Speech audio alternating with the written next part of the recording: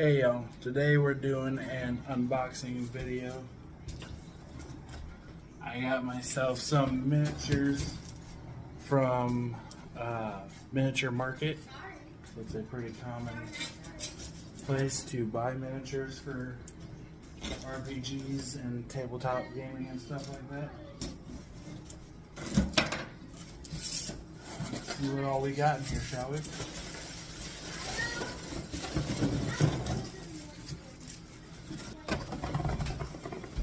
Got quite a few things here. Alright. So we got a white dragon wormling. Don't mess with it, Lynn. We got some gargoyles.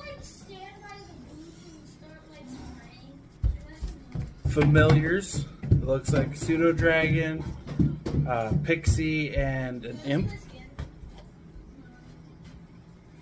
An outhouse mimic. I love mimics.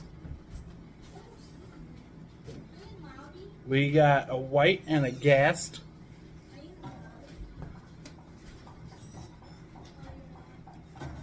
Corrids. Little fuzzy dudes with whips.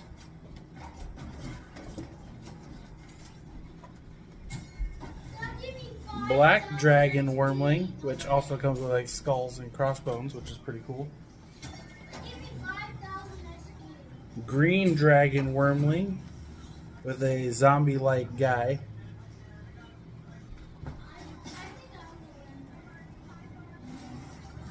Some tabaxis.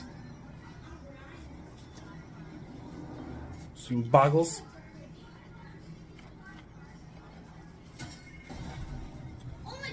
Some crawling claws.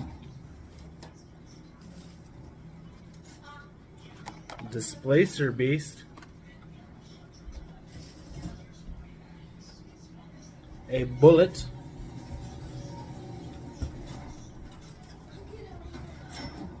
And a gray render. What?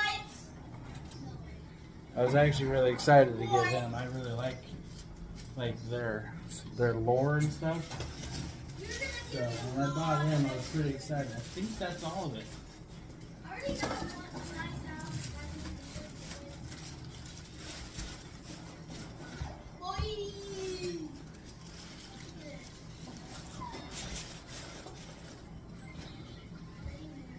So, that was everything in the box. I'll see you in just a second to give you a close-up of everything.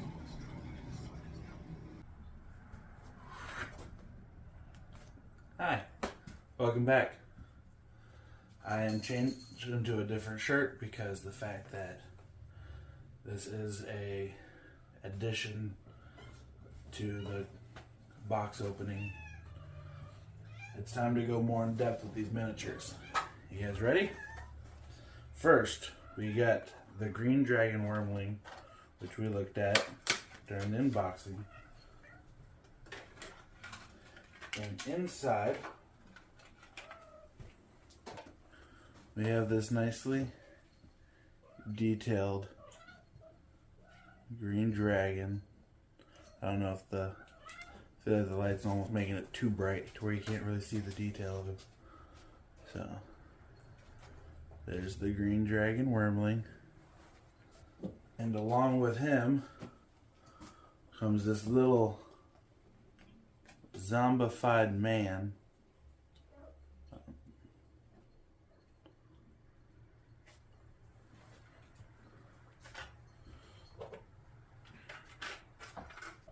Next, we're gonna do, actually we should do all the dragons I feel like first. So next we shall do the white dragon wormling. Oops. Which he comes with, obviously, the white dragon baby. Oh, isn't that cute?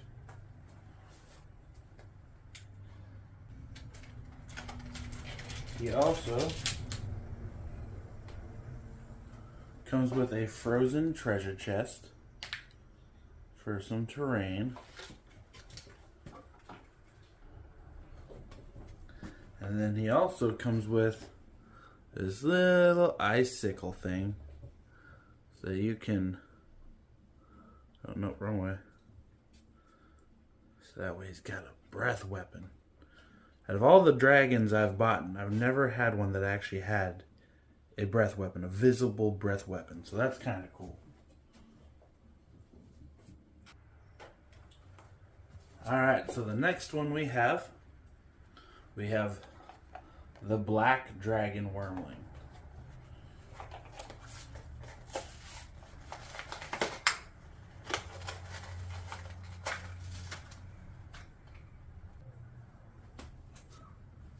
Inside his, we got, of course, our black dragon.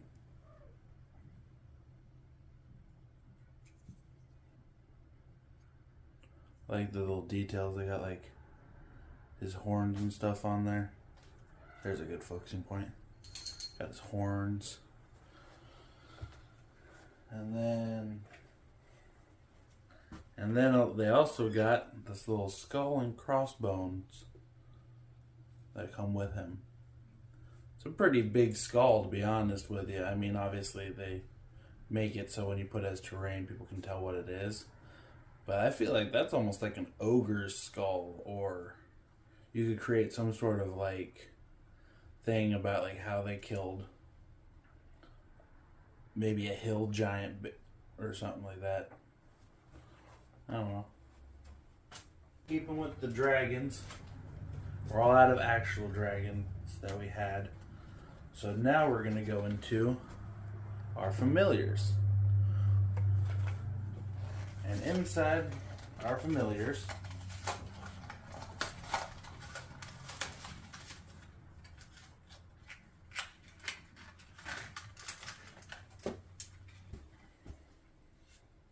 alright, so inside the familiars, we have, I believe, let me pull the box out again, because I have it colored in the box. You can't really see it on here, but I believe it's supposed to be a fairy.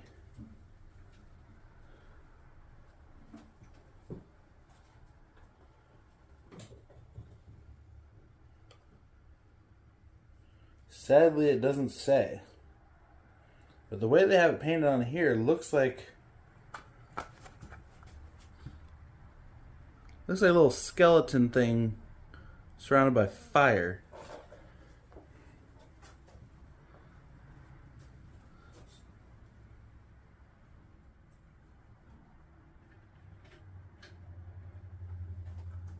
So I'm not entirely sure what it is, but I know this one is a pseudo dragon. Our little kitty dragons, size of a kitty. And I know it's not an imp because this right here, this is our imp, if it focuses on him.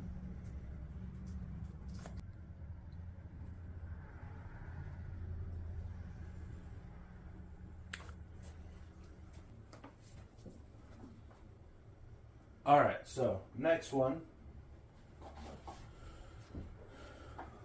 we're going to go with these guys because, like the dragons, they got wings. We got a couple gargoyles.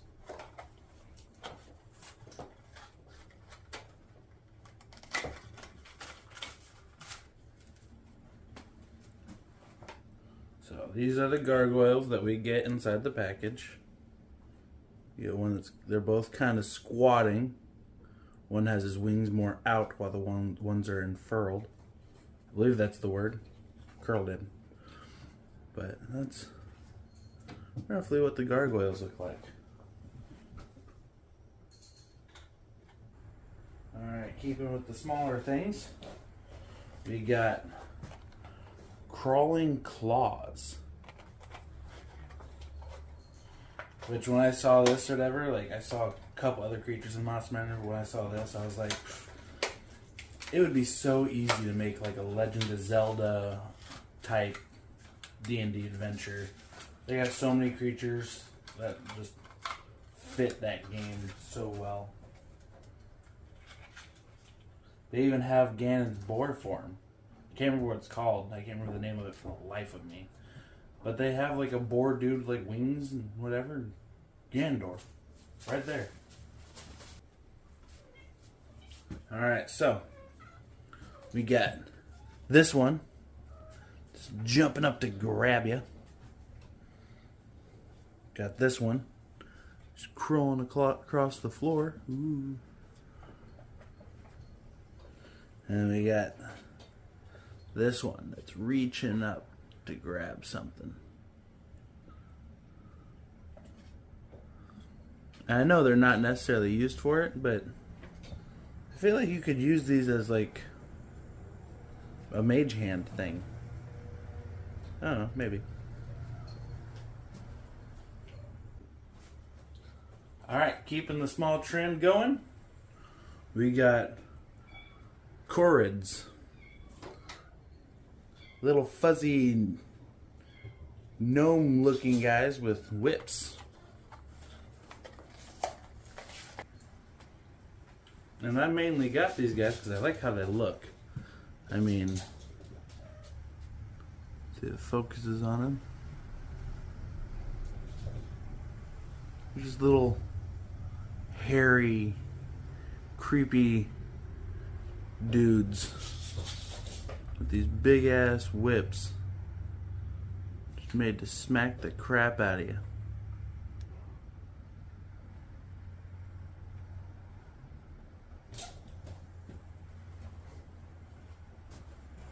And then some of my favorites, the Boggle.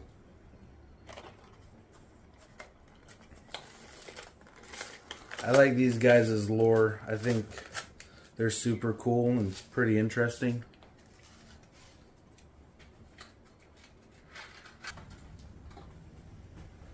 But part of what made me want to get them is their big heads. How big that head is.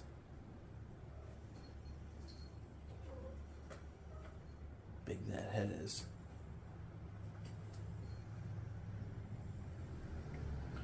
Big old long dangly arms or gangly arms. Dangly arms. You can't really probably see too well. They also got these big teeth. Alright, next one. We got the white and the gas.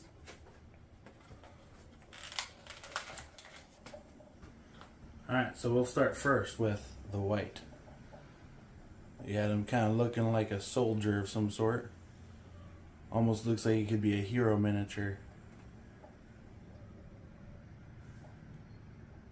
Could probably use him as like a reborn or something like that, a reborn human or something.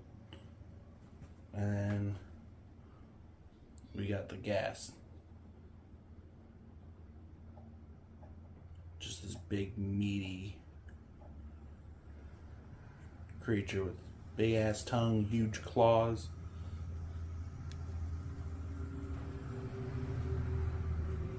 Yeah.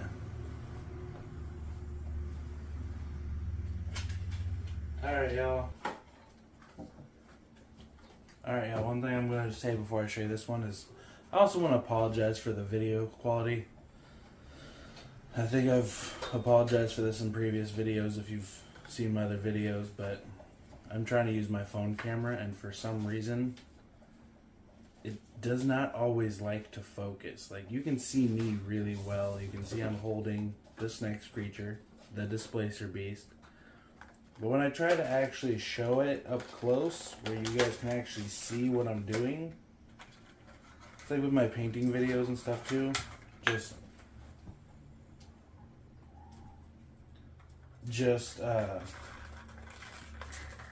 just doesn't focus very well. It focuses well enough to where you can tell what it is, but not well enough to where you want it to be. Alright, so this is the Displacer Beast. This thing's actually freaking massive. Like when I saw the D&D movie, I was like, oh yeah, that makes sense. They look about that size. But they look about like person maybe sized in that movie. Like the way a big cat would be in the jungle. This dude is a 4x4 creature, which means it's a large. It's not a medium. It's a large creature. Huge, huge creature.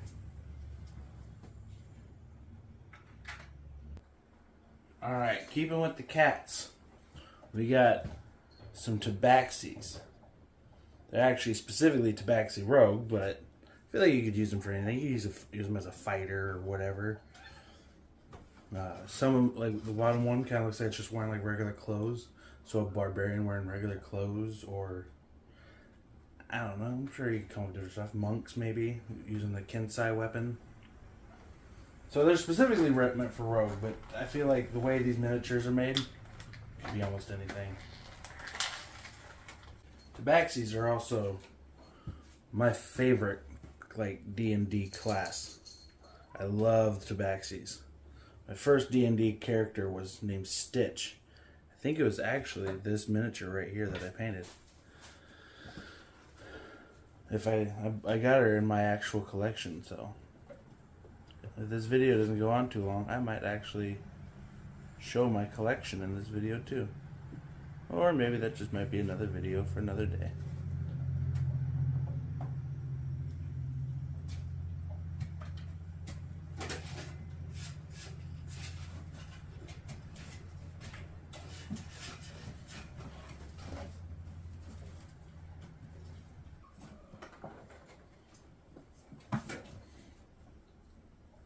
Alright, so those are all the smaller packages I got. We're up to the last few monsters, or last few things.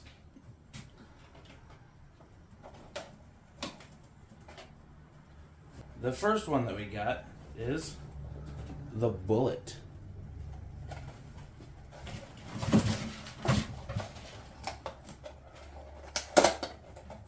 This one's actually like stapled shut.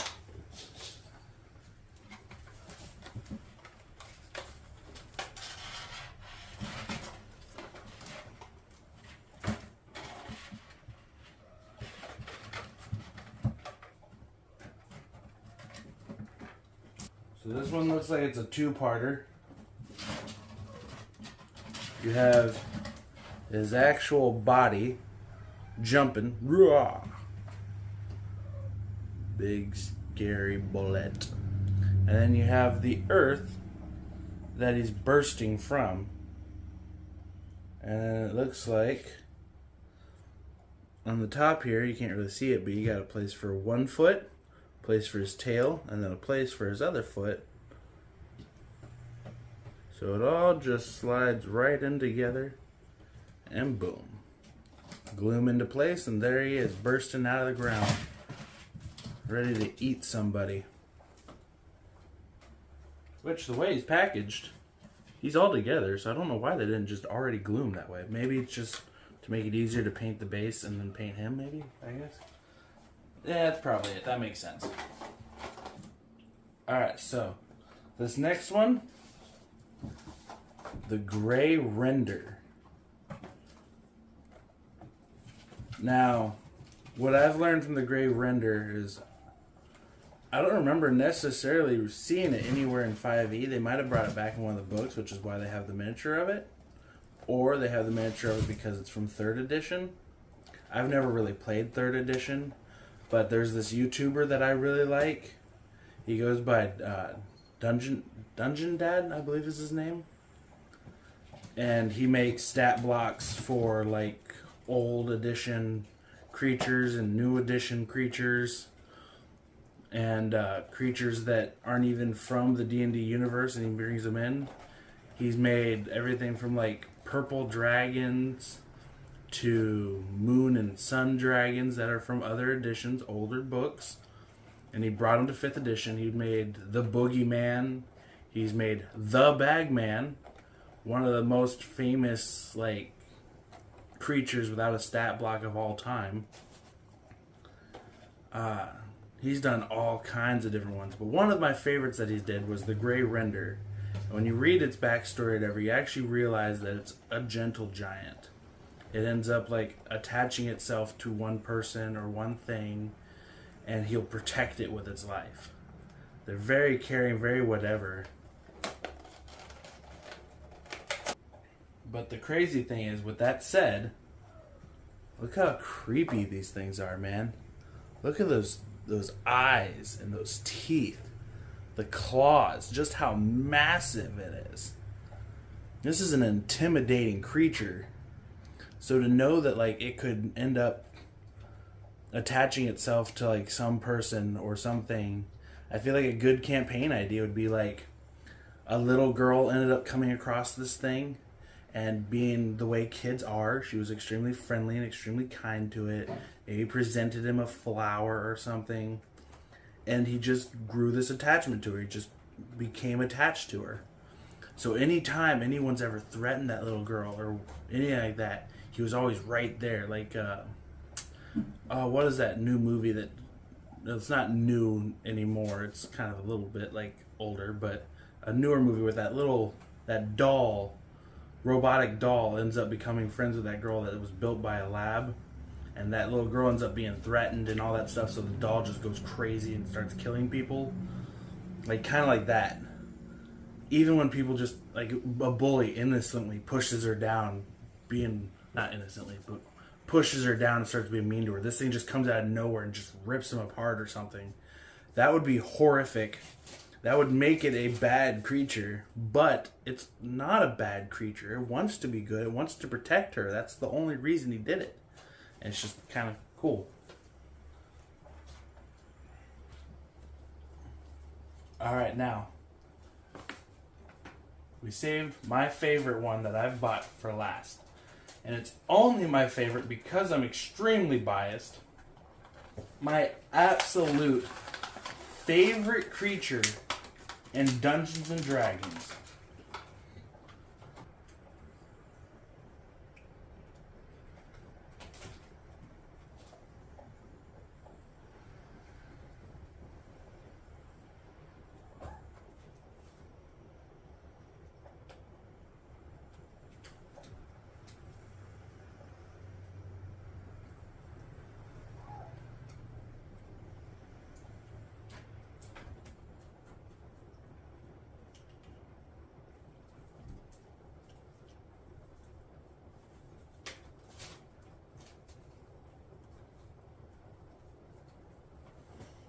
And it's only even more so now because I just now found out that the door works for it.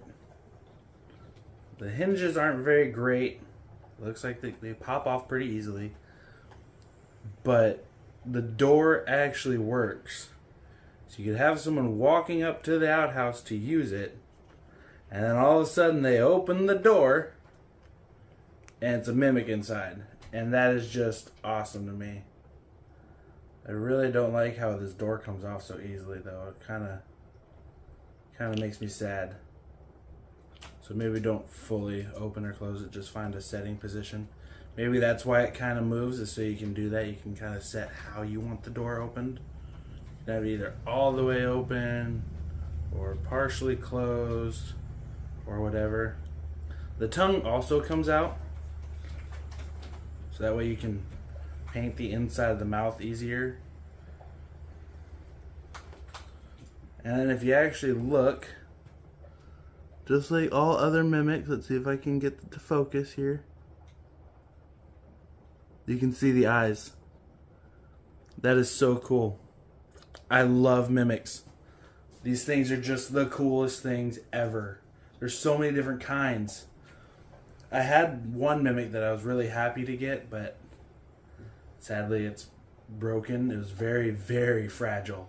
But it was like an like a chair. And the eye was the actual back, where your back sits. The eye was that piece. Well, the two plastic pieces holding that back piece up, because it's like just an old wood chair, ended up snapping. So the entire top half of it's been broken off. So now it just looks like a mouth with legs. that's it. Which, I mean, I guess you could still kind of use that for some sort of form of mimic. Like, it just made itself look like a broken chair, I guess, maybe. But the fact that it doesn't have the eye makes me sad. Because I feel like the eyes are what really gives it that mimicky look, you know?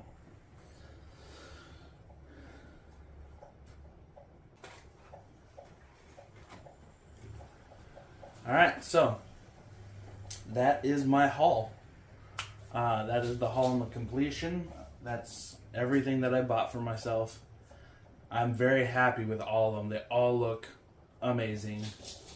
I'm super excited. I